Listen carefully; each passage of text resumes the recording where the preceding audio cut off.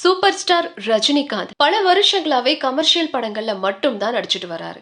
இவருடைய படங்கள் குழந்தைங்க, பெரியவங்க அப்படின்னு எல்லா தரப்பினரும் பார்க்கக்கூடிய வகையில தான் இருக்கும். அதனால பெரும்பாலும் அதுக்கு யுஎஸ் சான்றிதழ்கள் தான் வழங்கப்படும். அதாவது 18 மற்றும் அதற்கு கீழே இருக்கிற வயது இருக்கிறவங்க எல்லாருமே பார்க்கும் வகையிலான படம் தான். ஆனா கூலி படம் அதுக்கு கொஞ்சம் மாறுபட்டு இருக்குங்க.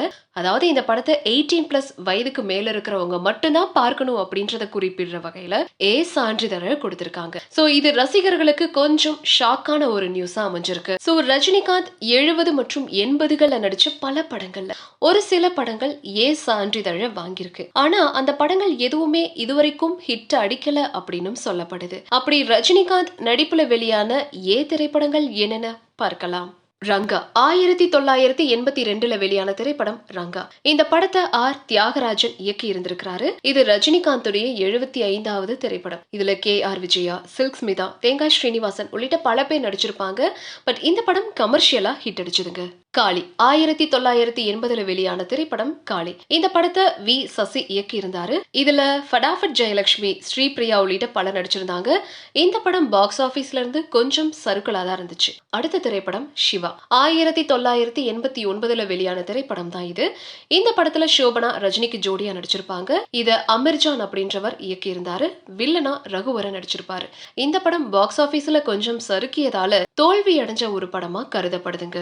தப்பு தாளங்கள் தமிழ் சினிமாவின் கல்ட் திரைப்படங்கள்ல ஒண்ணுதான் தப்பு தாளங்கள். பாலச்சந்தர் இயக்கி இருந்த இந்த படத்துல ரஜினிகாந்துக்கு ஜோடியா சரிதா நடிச்சிருப்பாங்க. கமலஹாசன், சுந்தர்ராஜ் உள்ளிட்ட பலர் முக்கிய கதாபாத்திரங்கள்ல நடிச்சிருப்பாங்க. இந்த படம் வெளிவந்த காலத்துல நல்ல விமர்சனங்களை பெற்றுச்சு. ஓரளவுக்கு வசூலையும் பெற்றதா சொல்லப்படுது. சோ சூப்பர் ஸ்டார் நடிச்சிருந்த சான்றிதழ் பெற்ற படங்கள் எல்லாத்துலயுமே ஒரு சில படங்கள் மட்டும்தான் ஓரளவுக்கு ஹிட் அடிச்சிருக்கு. இப்போ போல அதிரி புதிரி ஹிட் எல்லாம் ஆகல. அதே டைம்ல அந்த காலத்துல ரஜினிக்கு இருந்த மார்க்கெட்டே வேற, இப்ப இருக்கிற மார்க்கெட்டும் வேற.